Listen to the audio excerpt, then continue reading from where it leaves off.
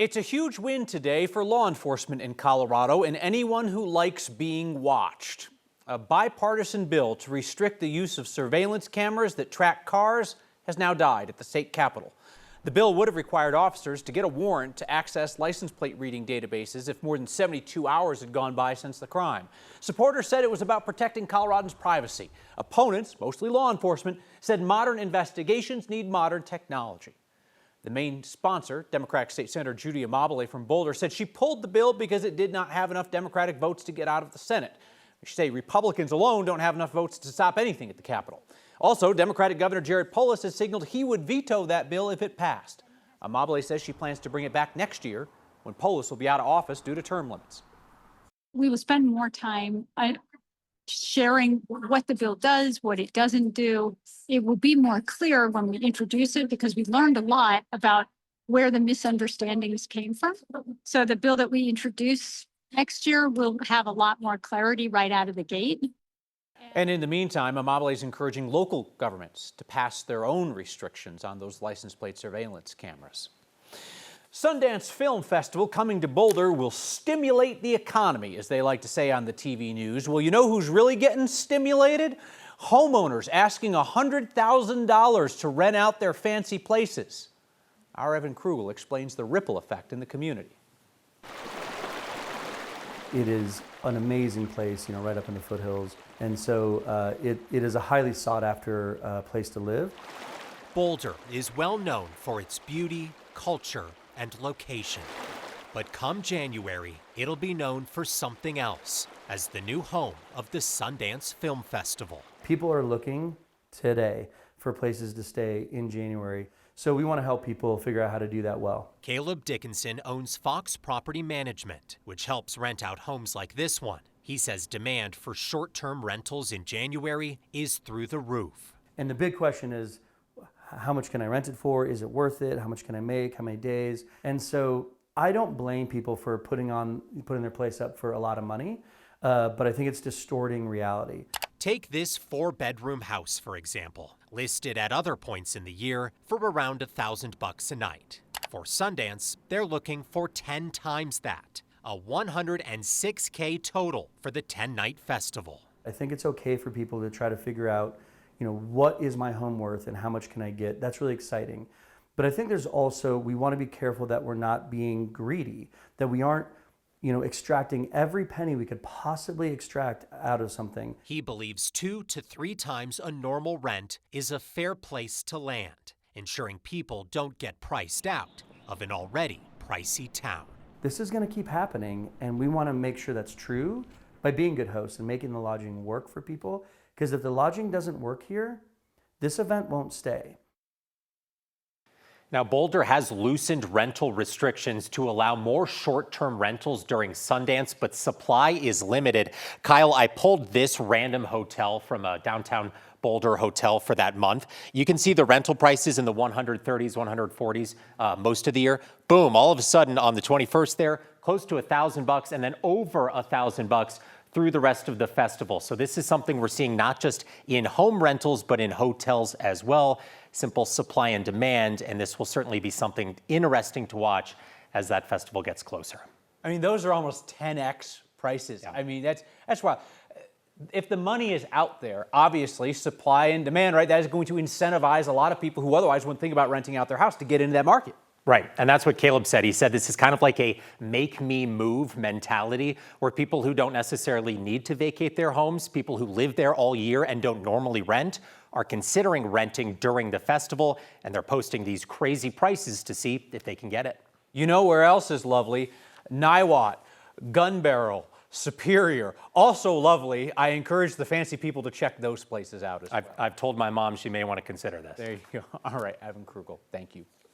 Another day, another legal loss for Tina Peters. The former Mesa County clerk, now in the clink for her scheme to breach the security of Colorado's voting systems, was denied a chance to get out on bond. Decision came from District Judge Matthew Barrett, same guy who lit her up for her election lies as he sentenced her to 9 years. The same judge ordered by an appeals court to re-sentence Peters with no regard to her speech. The higher court said it was inappropriately referenced by the judge at her sentencing. The judge wrote in this latest ruling that considering Peter's incentive to flee, combined with her quote-unquote deceitful conduct, her access to private jets, and her history of non-compliance with court conditions, he considers her to be a real flight risk. The Sheridan school teacher strike is over, and with it, so is the threat by Democrats at the state capitol to merge that tiny school district with a bigger one. Last night, Sheridan School Board unanimously voted to ratify the new contract with the teachers union after a 3-week strike. During that walkout, State Senator Jeff Bridges, who represents the area, drafted a bill that would have merged Sheridan into a larger district, likely Denver Public Schools. Well, now that bill will no longer be introduced this session. In a statement, Bridges said, quote, "What's important is that the kids have their teachers back."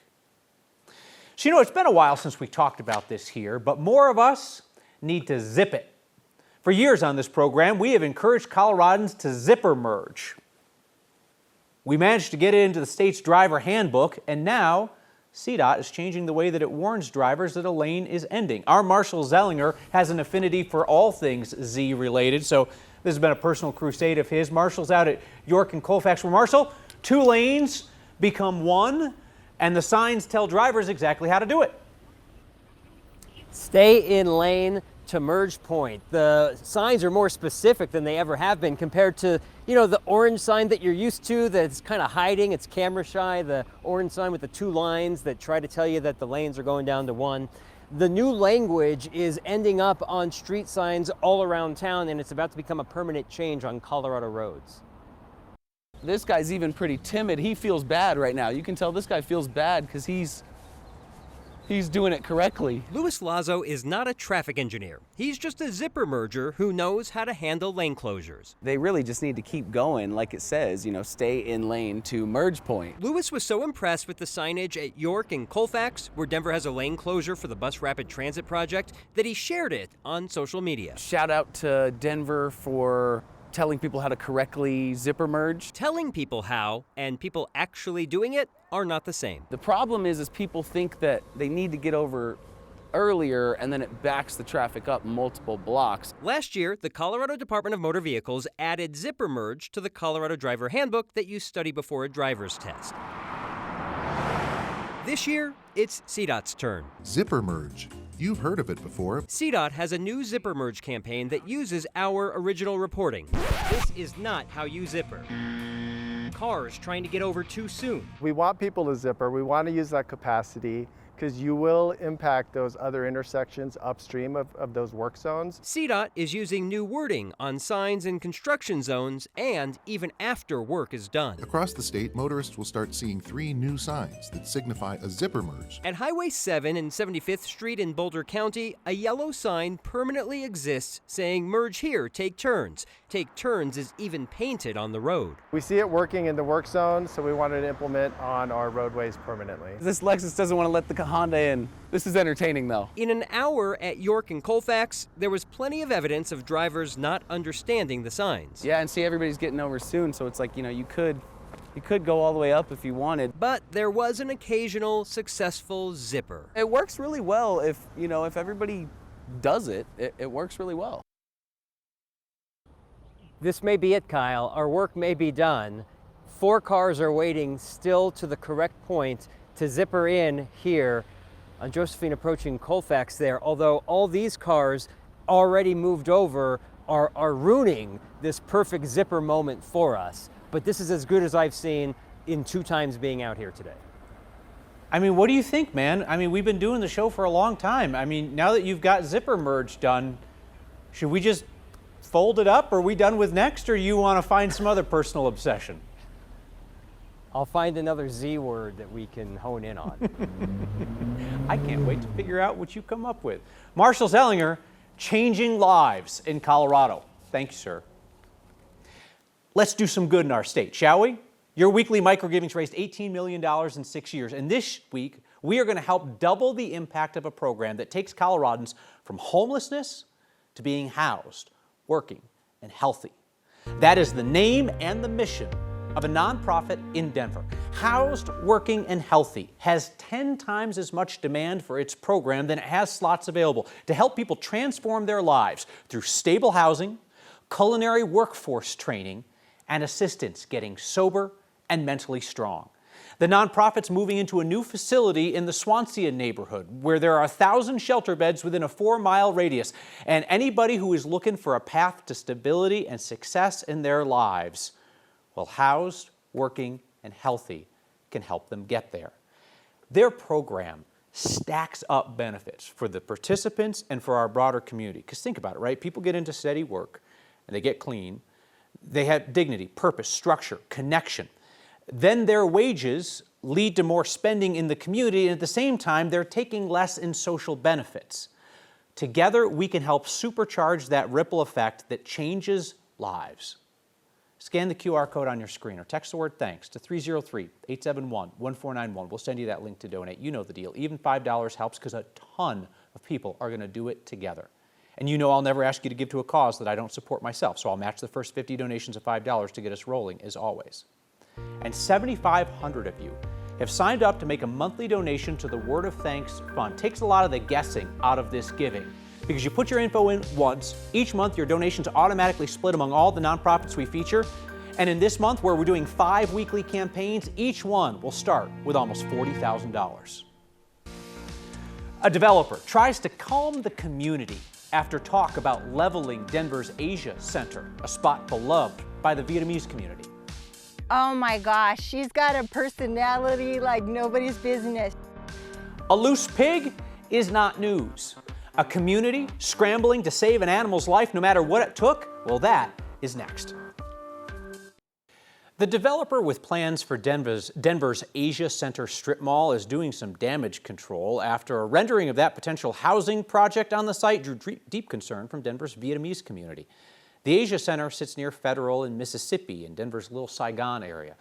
Last week, a group called Asia Center Development LLC filed plans with the city to demolish the strip mall and replace it with a 4-story mixed-use building with affordable housing.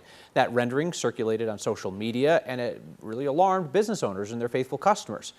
At a news conference today, the developer group, the city of Denver, and the president of the Vietnamese American community said the plan is not happening anytime soon and they still want input from businesses in the community. It was never the intent for us to hide anything. And we wanted to say, hey, as part of the planning process, what does this even look like? Is this even possible? So we're at the preliminary stage. The intent was always, hey, we're going to sit down with each and every tenant and saying, what does this look like? There's no decision that has been made. So while developers there are saying this is still in the early stages, we do know that some of the plans filed with the city are dated June 2025, so almost a year ago. This thing's been rolling for a while. Today, they emphasize that the more immediate threat to the businesses in that strip mall is the bus rapid construction that's expected to begin on Federal next year. You've seen how it's impacted businesses on Colfax. So that's what businesses would first have to weather before they say any construction on the strip mall would happen years from now. 9 News meteorologist Chris Bianchi is along. And Chris, you tell me that Denver has experienced 3/100ths of an inch of rain today. That is barely enough to wet a whistle, as they say, and there are a lot of dry whistles around town. Not one, not two, but 3/100ths of an inch, Kyle. That we are thrilled about. On a serious note, hey, you know what? This is kind of bonus rain, right? Today generally had the drier look to it, so we'll take whatever rain we can get here. The main event's not really till tomorrow. We got more rain on the way. Seeing some showers, eastern plains, a little bit of rain for us here across the metro area. May add another 1 or 2 100ths of an inch of rain. Some parts of South Metro, though, did pick up over a 1/4 inch of rain with some downpours out by Parker earlier on. That steadier rain will fill in tonight and to early tomorrow. Cold front arrives tonight. That'll mean rain and snow above 6,000 feet. That'll dissipate tomorrow night, early Friday morning. Rainfall amounts will dissipate from from south to north. From I-70 on south, 1/2 inch or more rain. This will be our wettest day in over 7 months coming up for tomorrow. We're thrilled about that. In Denver, may end as a little slush, but it's above 6,000 feet where we get the possibility for a few inches of slushy snow across the metro area. 7-day forecast. To me, it's pretty ideal. We dry out this weekend, and then early next week, showers return. And by the way, middle of next week could be dealing with yet another soaking rain. I don't have to tell you we need the rain. We'll be hopefully getting more than 3/100ths of an inch here in Denver. So, you certainly would not think that a 700-pound fugitive would get far, but in fact it did, until a woman with patience and kindness stepped in to bring it home safely. Hey, a reminder, you can catch Next streaming each night 6 p.m. on 9 News Plus, free to watch there, and Next is now a podcast if you want to listen and only get half the jokes. A favorite phrase around the Next office is happier than a pig in excrement. And then our Mike Grady strolled in with the story of a pig that found itself in deep excrement and the woman who stepped in to save it. There's no shortage of swine We have 15 right now. that call this place home. Pigs. We have 3 big ones, and then the rest are all pot bellies. I figured today we'll pass out popcorn to all the piggies. Roscoe's Rescue in Hudson exists thanks to Chris Wynn. She got buck teeth. Did you know that? You guys are so cute. It's not funny. Cammie Ritchie is used to popping by. I am. When the Adams County Animal Management Officer I'm okay with it. got a call about a havoc-wreaking hog in Brighton last year, she picked up the phone. I called Chris knowing that she dealt with, pigs. I got a phone call from Cammie on animal control. We got this big pig. How do we load her? We were expecting a pig. So we were not expecting the Jurassic Park pig that ran across the road in front of us. Chris was pushing her butt, and Chris is telling her, "We're trying to save your life."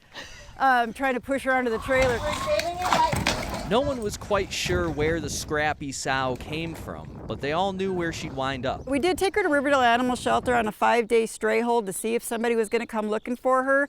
But I knew Chris, and I knew Chris was going to want her if no one claimed her. I love you.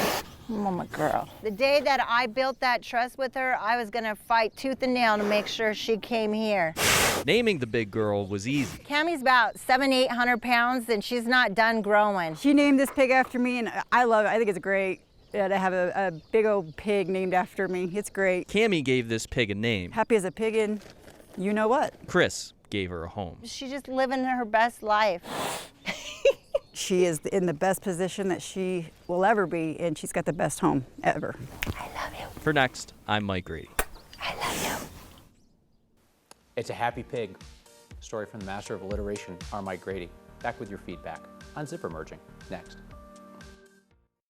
The nonprofit Housed, Working, and Healthy is all about getting folks living on the streets or in shelters into that stable, successful phase of life. And they're growing fast, from 100 graduates a year to 200.